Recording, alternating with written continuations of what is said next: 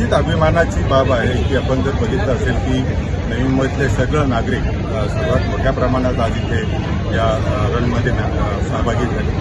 हिंद की चादर आपण गुरु तेग बहादूर सिंग यांची 350वी जयंती शीख समुदायामधली मोठी आपल्याबरोबर त्यांच्याबरोबर होते. त्यांच्याबरोबरचा 5 किलोमीटरचा रन आपण त्यांच्याबरोबर 10,000 लोकांनी त्याच्यामध्ये भाग घेतला.